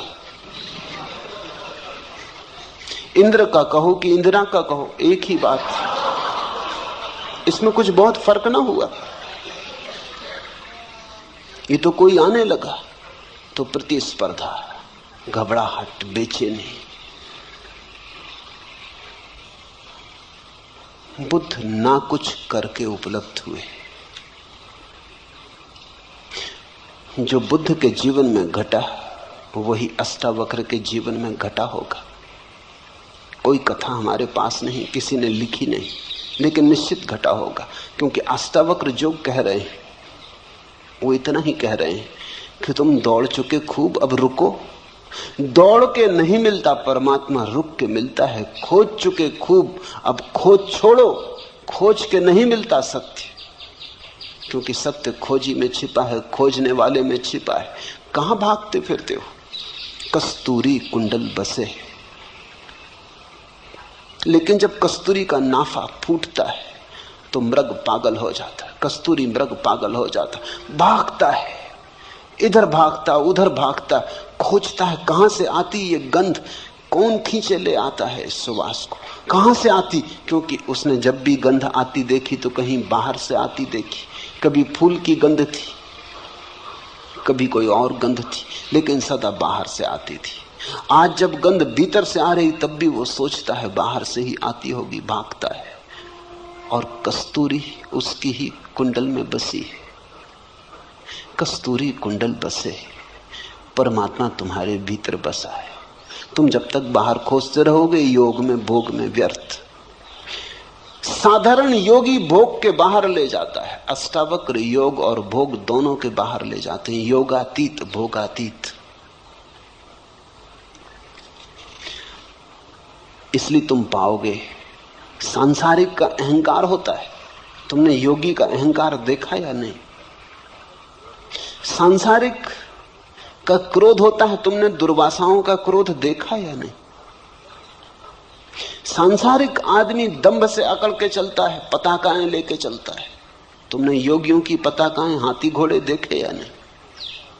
साधारण आदमी घोषणा करता है इतना धन है मेरे पास, इतना पद है मेरे पास। तुमने योगियों को देखा घोषणा करते कि नहीं कि इतनी सिद्धि है, इतनी रिद्धि है? लेकिन ये सारी बातें वही की वही हैं, कोई फर्क नहीं हुआ। जब तक योग योगातीत न हो जाए, जब तक व्यक्ति मैं करता हूं इस भाव से समग्रतया मुक्त न हो जाए, तब तक कुछ भी नहीं हुआ। तब तक तुमने सिर्फ रंग बदले, तब तक तुम गिरगिट हो, जैसा देखा वैसा रंग बदल लिया, लेकिन तुम नहीं बदले, रंग ही बदला। सदा से खोजियों का यह अवलोकन रहा है कि परमात्मा उपलब्धि अत्यंत दुस्साध्य घटना है। ये बात एक अर्थ में सच है। अगर तुम बहुत दौड़ के आना चाहते हो तो कोई क्या करे? अगर तुम अपने कान को उल्टे तरफ से पकड़ना चाहते हो, मजे से पकड़ो। निश्चित तुम जब उल्टी तरफ से कान को पकड़ोगे तो तुमको लगेगा कान को पकड़ना बहुत दुस्साध्य घटना है। ये तुम्हारे कारण, ये कान के कारण नहीं। अब अगर तुम सिर के बल खड़े होकर चलने की कोशिश करो और 10-5 कदम चलना भी बहुत कठिन हो जाए और तुम कहो कि चलना बहुत दुस्साध्य घटना है, तो तुम गलत भी नहीं कह रहे, तुम ठीक ही कह रहे। लेकिन सिर के बल तुम खड़े हो, जो पैर के बल चल रहे हैं उनके लिए चलने में कोई दुस्साध्य घटना नहीं। अब तुम उपवास करो, आग में तपाओ, धूनी रमाओ, नाहक शरीर को कष्ट दो, सताओ, 1000 तरह के पागलपन करो और फिर तुम कहो कि परमात्मा को पाना बड़ी दुस्साध्य घटना है, तो ठीक ही कह रहे हो। जहां तुम सहज पहुंच सकते थे वहां तुम असहज होकर पहुंच रहे हो तो दुस्साध्य मालूम होता है। तुम्हारे पहुंचने में भूल हो रही। लेकिन असाध्य को आदमी क्यों चुनता है, ये भी समझ लेना चाहिए। सिर के बल चलने का मजा क्या है जबकि तुम्हारे पास पैर है? सिर के बल चलने का एक मजा है, और वो मजा ये है, मजा है अहंकार का मजा। मुल्ला नसरुद्दीन एक झील में मछलियां मार रहा, घड़ी दो घड़ी में देखता रहा, उसकी मछलियां पकड़ में कुछ आती नहीं, झील में मछलियां हैं भी नहीं ऐसा मालूम होता। मैंने उससे पूछा, नसरुद्दीन इस झील में मछलियां मालूम नहीं होती, तुम कब तक बैठे रहोगे? वो पास की दूसरी झील है, वहां क्यों नहीं मछलियां मारते? यहां कोई दूसरा मछुआ दिखाई भी नहीं पड़ता, वहीं सब मछुए। नसरुद्दीन ने कहा, वहां मारने से सारी क्या? अरे वहां इतनी मछलियां हैं कि मछलियों को तैरने के लिए जगह भी नहीं, वहां मारी तो क्या मारी, यहां मछली मारो तो कोई बात। असाध्य में भी आकर्षण है, जितना असाध्य काम हो उतना अहंकार मजबूत होता है। यहां मछली मारो तो कुछ है, जो सभी कर रहे हैं वही तुमने किया तो क्या सार है? सभी पैर के बल चल रहे हैं, तुम भी चले तो क्या मजा? सिर के बल चलो। मेरे देखे परमात्मा से कोई संबंध नहीं है कठिनाइयों का, कठिनाइयों का संबंध अहंकार से। अहंकार कठिन को करने में मजा लेता, क्योंकि सरल तो सभी करते, उसमें क्या सार है? अगर तुम किसी से कहो कि हम पैर के बल चलते, तो लोग कहेंगे तुम्हारा दिमाग खराब हो गया, सभी चलते। लेकिन अगर तुम सिर के बल चलो तो अखबारों में नाम छपेगा, तो लोग तुम्हारे पास आने लगेंगे, लोग तुम्हारे चरणों में सिर झुकाएंगे कि तुम्हें कोई सिद्धि मिल गई कि तुम सिर के बल चलते हो। अहंकार की पूजा तभी हो सकती जब तुम कुछ असाध्य करो। जैसे हिलेरी चढ़ गया एवरेस्ट पर, तो सारी दुनिया में खबर हुई। अब तुम जाओ और पूना की छोटी मोटी पहाड़ी पे चढ़ के खड़े हो जाओ और झंडा लगाने लगो, और तुम कहो कोई अखबार वाला भी नहीं आ रहा, कोई फोटोग्राफर भी नहीं आ रहा, मामला क्या है? आखिर ये भेदभाव क्यों हो रहा है?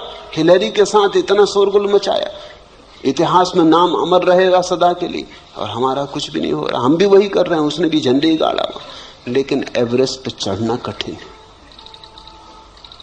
50-60 साल से लोग चढ़ने की कोशिश कर रहे थे, तब एक आदमी चढ़ पाया। इसलिए धीरे धीरे वहां रास्ता बन जाएगा, बस जाने लगेगी, कभी ना कभी जाएगी। कोई सदा इतनी देर तक एवरेस्ट अपने को बचा नहीं सकता आदमी से। जब एक आदमी पहुंच गया तो सिलसिला शुरू हो गया। अभी कुछ देर पहले औरतें भी पहुंच गई, जब औरतें भी पहुंच गई तब और पहुंचने को क्या बाकी रहा? अब सब धीरे धीरे पहुंच रहे हैं। थोड़े दिन में वहां होटलें और बसें और सब पहुंच जाएंगी। फिर जाके तुम झंडा गाड़ना, जब बस वगैरह सब चलने लगे वहां, तुम कहोगे ये वही जगह है जहां हिलेरी ने झंडा गाड़ा। बड़ा भेदभाव हो रहा है, बड़ा पक्षपात हो रहा है। कठिन में अहंकार को मजा है। आदमी कई चीजों को कठिन कर लेता ताकि अहंकार को भरने में रस आ सके। हम बहुत सी चीजों को कठिन कर लेते हैं, जितनी कठिन कर लेते हैं उतना ही रस आने लगता है। कठिनाई परमात्मा को पाने में नहीं है, कठिनाई अहंकार का रस है। तो तुम जो कहते हो सदा से खोजियों का ये अवलोकन रहा है कि परमात्मा उपलब्धि अत्यंत दुसाध्य घटना है, ये ठीक है। वो जो खोजी है अहंकारी है, और परमात्मा को खोजियों ने कब पाया? जब खोज छूट गई तब पाया। खोज छूटने पर ही मिलता है परमात्मा। जब तुम कहीं भी नहीं जा रहे, सिर्फ बैठे हो विश्राम में, परम विराम में, यात्रा शून्य जहां हो जाती। साधारणतः लोग सोचते हैं कि परमात्मा को पालेंगे तो फिर यात्रा नहीं होगी। बात बिल्कुल उल्टी है। यात्रा अगर तुम अभी छोड़ दो तो अभी परमात्मा मिल जाए। लोग सोचते हैं मंजिल मिल जाएगी तो फिर हम विश्राम करेंगे। हालत उल्टी है, तुम विश्राम करो तो मंजिल मिल जाए।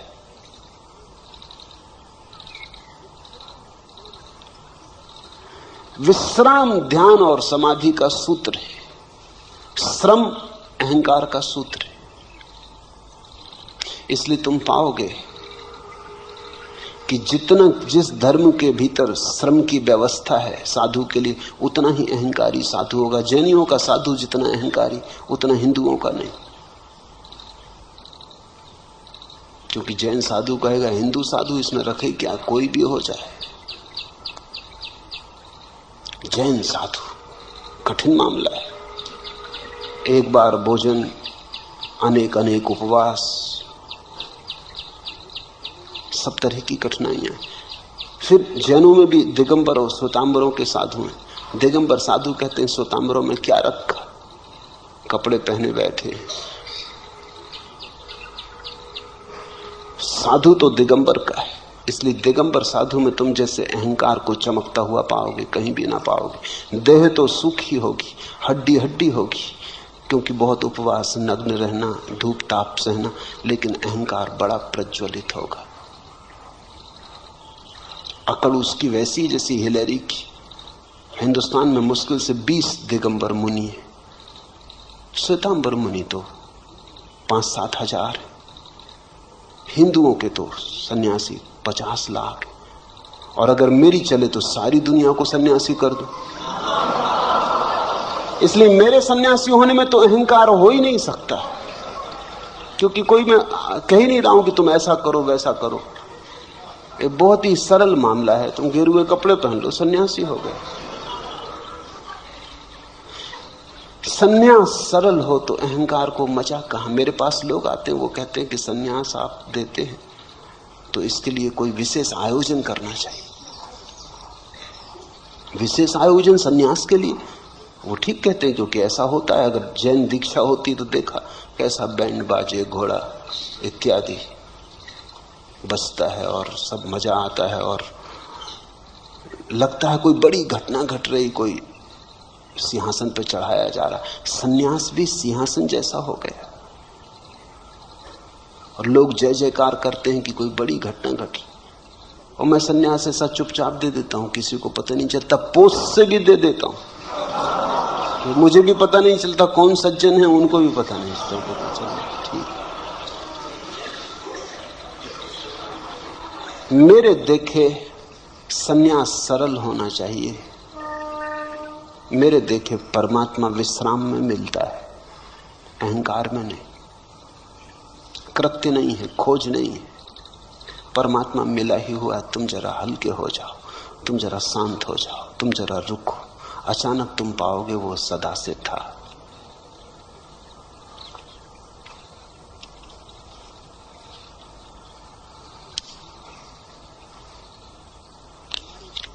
आखिरी प्रश्न।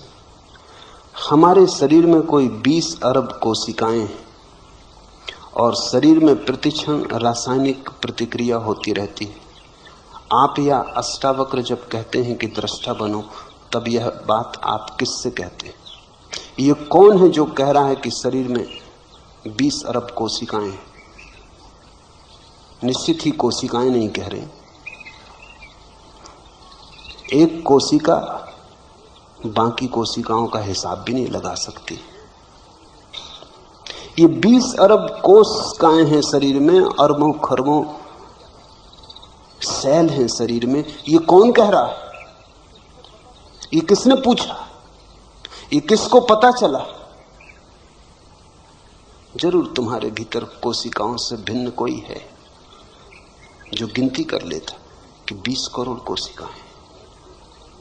हमारे शरीर में कोई 20 अरब कोशिकाएं हैं और शरीर में प्रतिक्षण रासायनिक प्रतिक्रिया होती रहती है।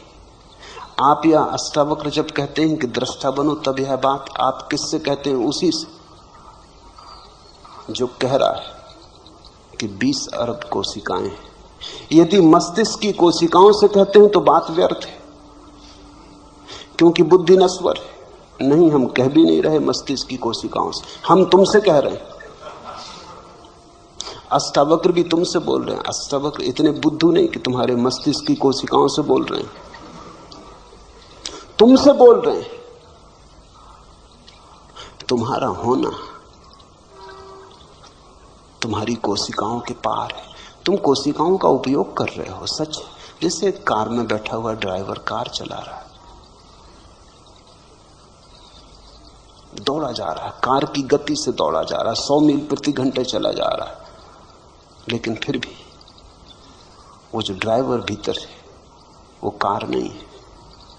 और अगर एक सिपाही सीटी बजाए कि रुको, और वो पूछे कि किससे कह रहे हैं, कार के इंजन से, क्योंकि चल तो इंजन रहा है। किससे कह रहे हैं, पेट्रोल से, क्योंकि चला तो पेट्रोल रहा है। किससे कह रहे हैं, पहियों से, क्योंकि दौड़ तो पहिए रहे हैं। तो क्या कहेगा पुलिस का सिपाही? वही मैं तुमसे कहता हूं कि सीटी तुम्हारे लिए बजा रहा है।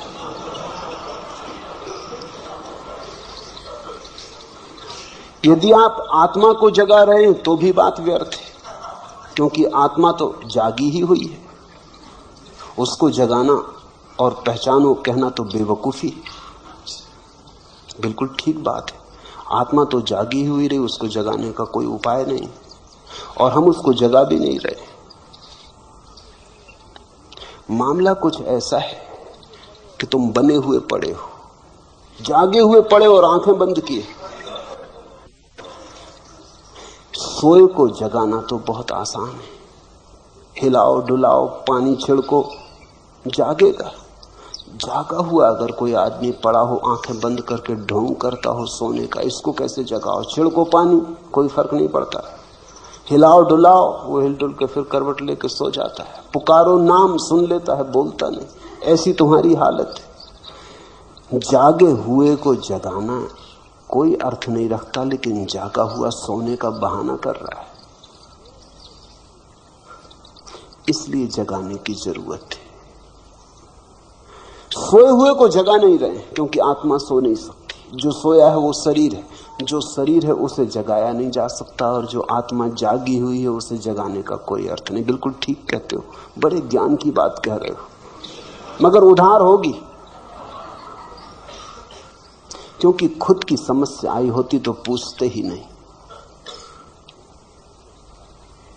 अष्टावक्र या मैं उसको जगा रहे हैं जो जागा हुआ है और भूल गया कि हम जागे हुए,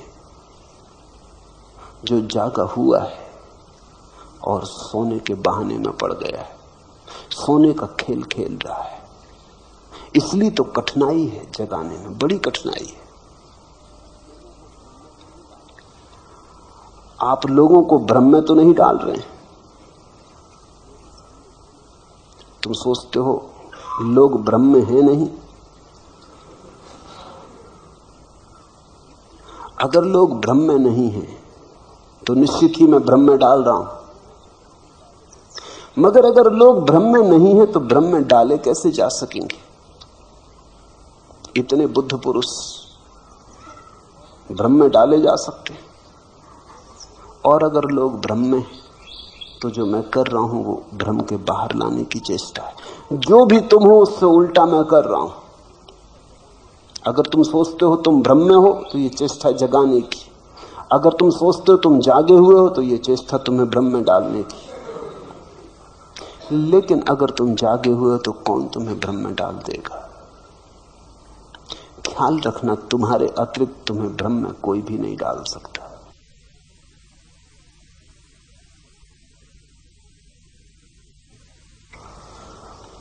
और तुम्हारे अतिरिक्त तुम्हें कोई जगा भी नहीं सकता।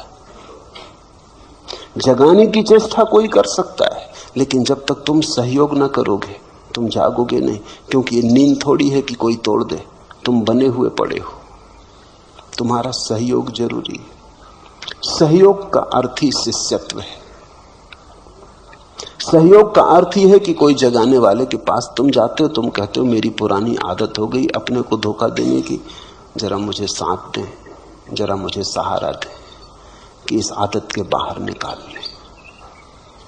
एक युवती मेरे पास आई और उसने कहा कि उसे कुछ मादक द्रव्य लेने की आदत हो गई, बाहर आना चाहती, बड़ी आकांक्षा है बाहर निकल आने की, बड़ी आतुर है कि किस तरह बाहर निकल आए।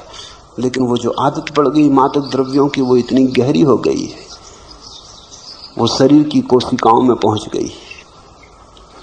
अगर न ले मादक द्रव्य तो ऐसी पीड़ा और बेचैनी सारे शरीर में होती कि न तो सो सकती, न उठ सकती न बैठ सकती तो लेना ही पड़ता है, और लेती है तो पीड़ा होती मन को कि ये क्या जाल हो गया। अब वो मेरे पास आई कि मुझे बाहर निकालने आपके हाथ का सहारा चाहिए। बस ऐसी ही अवस्था है। जन्मों जन्मों तक सोने के अभ्यास को तुमने बहुत गहरा कर लिया है, जागे हुए को सोने के भ्रम में डाल दिया है, सम्राट को भिखारी मान लिया, लेकिन इतने जन्मों तक माना है कि आज अपने ही अभ्यास के कारण सिर्फ सुन लेने से कुछ नहीं होता।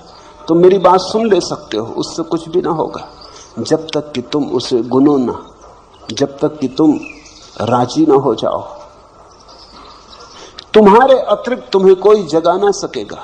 नहीं तो एक बुद्ध पुरुष काफी था, शोरगुल मचा के सबको जगा देता, ढोल डमास पीट देता और सबको जगा देता। इधर 100 आदमी सो रहे हो तो एक आदमी जगाने के लिए काफी, वस्तु तो आदमी की भी जरूरत नहीं, अलार्म घड़ी भी जगा देती। एक आदमी आ जाए और ढोल पीट दे, सब उठ जाएंगे, घंटा बजा दे, सब उठ जाएंगे। लेकिन ये क्यों नहीं हो सका कि बुद्ध पुरुष हुए, महावीर हुए, अष्टावक्र हुए, कृष्ण हुए, क्राइस्ट हुए, जरथुस्त्र, लाओत्सु, इन लोगों ने ऐसा क्यों ना किया कि जोर से घंटा बजा देते सारी पृथ्वी जाग जाती। घंटा खूब बजाया, मगर कोई सो रहा हो तो जागे। यहां बने हुए लोग पड़े, वो आंखें बंद किए पड़े, वो सुन लेते हैं घंटे को, वो कहते हैं बजाते रहो, देखें कौन हमको जगाता है। जब तुम जागना चाहोगे तो जागोगे। भ्रम में मैं तुम्हें डाल नहीं सकता, भ्रम में तो तुम हो। अब और भ्रम में तुम्हें क्या डाला जा सकता है? तुम्हें और भी भटकाया जा सकता है। तुम सोचते हो और कुछ भटकने को बचा है। इससे नीचे तुम और गिर सकते हो, गिरने की कोई और जगह है? लोभ जितना तुम्हारे भीतर है, इससे थोड़ा इंच भर और ज्यादा हो सकता है। क्रोध तुम्हारे भीतर है, इससे थोड़ा और ज्यादा हो सकता है, एक रत्ती मासा। वासना ने जैसा तुम्हें घेरा है, और वासना बढ़ सकती। तुम आखिरी जगह खड़े हो। जो प्रथम होना चाहिए वो आखिर खड़ा है,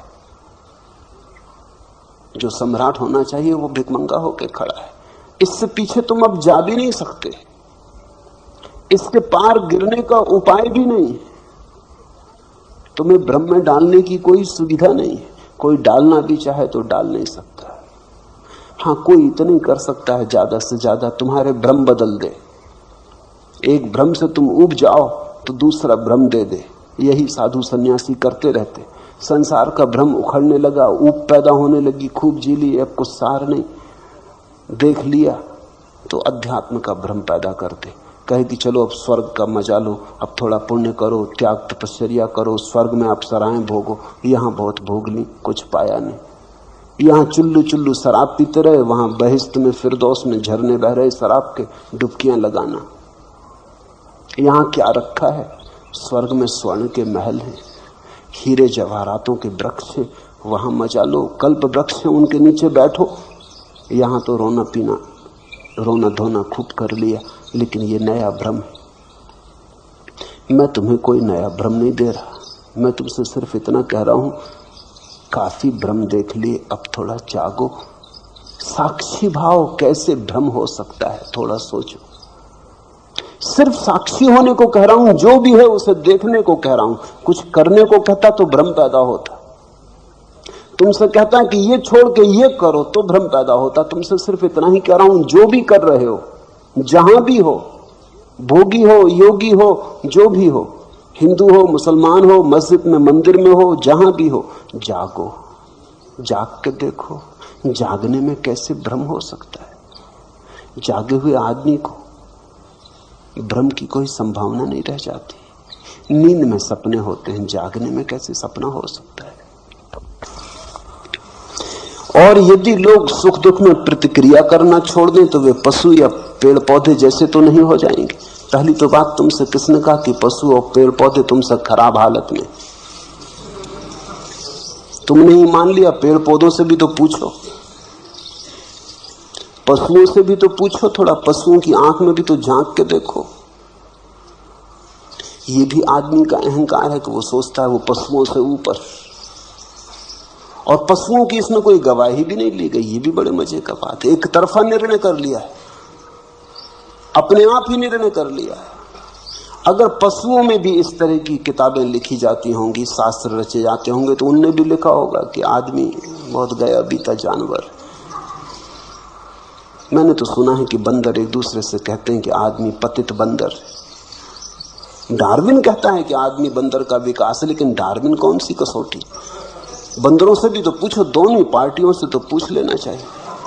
बंदर कहते हैं आदमी पतित है, उनकी बात में समझ में आता। बंदर वृक्षों पे, तुम जमीन पे हो, पतित हो। बंदर ऊपर है, तुम नीचे हो। किसी बंदर से टक्कर लेकर तो देखो, तो शक्ति बढ़ी कि खोई? जरा एक वृक्ष से दूसरे वृक्ष पे छलांग लेकर तो देखो, हड्डी पसली टूट जाएंगी। तो कला आई कि गई, ये तुमसे किसने कह दिया? ये खुद ही मान लिया। ये बड़े मजे की बात है। आदमी की बीमारियों में एक बीमारी है कि आदमी मानता है कि वो सबसे ऊपर है। फिर पुरुषों से पूछो तो वो मानते हैं वो स्त्रियों से ऊपर। स्त्रियों से भी नहीं पूछे, स्त्रियों की इसमें कोई गवाही नहीं ली गई,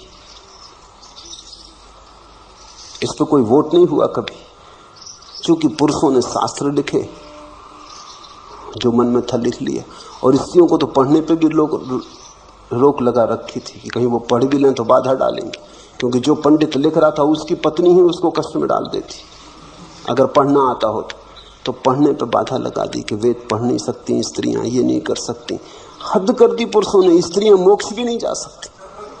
मोक्ष जाने के पहले उनको पुरुष होना पड़ेगा, पुरुष पर्याय में आना पड़ेगा। फिर पुरुषों में भी पूछो, गोरा समझता है कि वो ऊंचा है काले से, काले से भी तो पूछो। मैंने सुना है कि अफ्रीका के एक जंगल में एक अंग्रेज शिकार के लिए गया और उसने अपने साथ एक निगरो को गाइड की तरह लिया। जंगल में दोनों भटक गए और देखा कि वही 100 आदमियों का भाले लिए हुए जंगलियों का एक दस्ता निगरो चला आ रहा है। वो अंग्रेज बहुत घबराया। उसने अपने गाइड से निगरो से कहा कि हम लोगों की जान खतरे में। उसने कहा हम लोगों की? मुझे छोड़ो, तुम अपनी सोचो।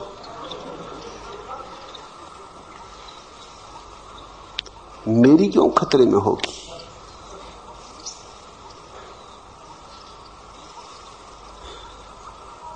सफेद आदमी सोचता है वो श्रेष्ठ है, काला सोचता है वो श्रेष्ठ है। चीनियों से पूछो, चीनियों की किताबों में लिखा है कि अंग्रेज बंदर है, आदमी में भी गिनती नहीं करते वो उनकी। सारी दुनिया में ये रोग है। आदमी का ये रोग बड़ा गहरा है। वो बिना दूसरी पार्टी से पूछे निर्णय करता चला जाता। ये सब अहंकार के खेल है। अगर तुम थोड़े अहंकार को छोड़ के देखोगे तो तुम पाओगे परमात्मा के ही सब रूप है। जानवर भी, पशु पक्षी भी, पौधे भी, मनुष्य भी। परमात्मा ने कहीं चाहा है हरा हो जाना तो हरा है, कहीं चाहा है पक्षियों के गीत से प्रकट होना तो वैसा हो रहा है, कहीं चाहा है आदमी होना तो आदमी हो गया है। इनमें कोई तरतमता नहीं है, हायरार्की नहीं है, कोई ऊपर नीचे नहीं है। ये सब एक साथ परमात्मा की अनंत लहरें। छोटी लहर में भी वही, बड़ी लहर में भी वही, सफेद लहर में भी वही, काली लहर में भी वही, घास में भी वही, आकाश छूते हुए वृक्षों में भी वही।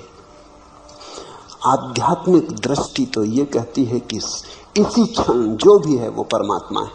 फिर परमात्मा में कोई आगे पीछे कैसे हो सकता है? ये तो बड़ा मुश्किल हो जाएगा। ये तो परमात्मा में भी कुछ नीचे और कुछ ऊपर करना कठिन हो जाएगा। एक ही है। साक्षी भाव से देखोगे तो पाओगे सब एक है। इसलिए पहले तो ये पूछो ही मत कि यदि लोग सुख दुख में प्रतिक्रिया करना छोड़ दें तो वे पशु या पौधे जैसे तो नहीं हो जाएंगे। हो जाएंगे तो कुछ हर्जा नहीं होगा। हिटलर अगर पशु हो जाए, पौधा हो जाए तो कोई हर्जा है? हाँ, दुनिया में करोड़ों लोग मरने से बच जाएंगे और तो कुछ हर्जा नहीं हो जाएगा। नादिर सा है। अगर शेर होता तो कोई हर्जा होता, 10-5 आदमियों को मार के तृप्त हो जाता, भोजन के लिए ही मारता। ऐसे अकारण लाशों से तो नहीं भर देता दुनिया को। इतना तो पक्का है कि पशुओं ने अभी तक एटम बम जैसी कोई चीज नहीं खोजी। नखून से काम लेते हैं, बड़े पुराने ढंग से काम चलता है, भोजन के लिए मारते हैं। आदमी अकेला जानवर है जो बिना भोजन की इच्छा के भी मारता है। आदमी जाता है जंगल में शिकार करने, पशुओं पक्षियों को मारता है, कहता है आखेट के लिए आए, खेल के लिए आए। और अगर सिंह उस पर हमला कर दे तो वो आखेट नहीं, फिर नहीं कहता कि सिंह खेल कर रहा है, करने दो, आखेट हो रही। खेल के लिए मारते हो, कोई पशु नहीं मारता खेल के लिए। और एक और बड़े मजे की बात है कि कोई पशु अपने वर्ग में नहीं मारता। कोई सिंह किसी दूसरे सिंह को मारता नहीं, कोई बंदर किसी दूसरे बंदर की हत्या नहीं करता। सिर्फ आदमी अकेला जानवर है जो आदमियों को मारता है। चींटी चींटी को नहीं मारती, हाथी हाथी को नहीं मारता, कुत्ता कुत्ते को नहीं मारता। लड़ झगड़ लें, मारने वगैरह की बात नहीं करते, हत्या नहीं करते। आदमी अकेला जानवर है जो एक दूसरे की हत्या करता है। आदमी में ऐसा है क्या जिसके लिए तुम इतने परेशान हो रहे हो? खो भी जाएगा तो क्या खो जाएगा? पेड़ पौधे बहुत सुंदर हैं, पशु बड़े निर्दोष हैं। मगर मैं ये नहीं कह रहा कि तुम पेड़ पौधे या पशु हो जाओ, मैं सिर्फ ये कह रहा हूं कि अहंकार छोड़ो। और दूसरी बात, ये मैंने कहा भी नहीं कि सुख और दुख में प्रतिक्रिया करना छोड़ दें। ये अष्टावक्र ने भी कहा नहीं। सुख दुख में समता रखने का अर्थ सुख दुख में प्रतिक्रिया करना छोड़ देना नहीं है। सुख दुख में समता रखने का अर्थ केवल इतना ही है कि मैं साक्षी रहूंगा। दुख होगा तो दुख को देखूंगा, सुख होगा तो सुख को देखूंगा। इसका यह अर्थ थोड़ी है कि जब तुम बुद्ध को कांटे चुभाओगे तो उनको दुख नहीं होता। बुद्ध को कांटे चुभाओगे तो तुमसे ज्यादा दुख होता है, क्योंकि बुद्ध तुमसे ज्यादा संवेदनशील है। तुम तो पथरीले हो, बुद्ध तो कोमल कमल की तरह है। तुम जब बुद्ध को कांटे चुभाओगे तो बुद्ध को पीड़ा तुमसे ज्यादा होती, लेकिन पीड़ा हो रही शरीर में, बुद्ध ऐसा जान के दूर खड़े रहते। देखते हैं पीड़ा हो रही, जानते हैं पीड़ा हो रही, फिर भी अपना तादात्म्य पीड़ा से नहीं करते। जानते हैं मैं जानने वाला हूं, ज्ञाता स्वरूप हूं। प्रतिक्रिया छोड़ने को नहीं कह रहे हैं। ये नहीं कह रहे हैं घर में आग लग जाए तो तुम बैठे रहना तो तुम बुद्ध हो गए, भगना मत बाहर। भागते समय भी जानना कि घर जल रहा है, वो मैं नहीं जल रहा। और अगर शरीर भी जल रहा हो तो जानना कि शरीर जल रहा है, मैं नहीं जल रहा।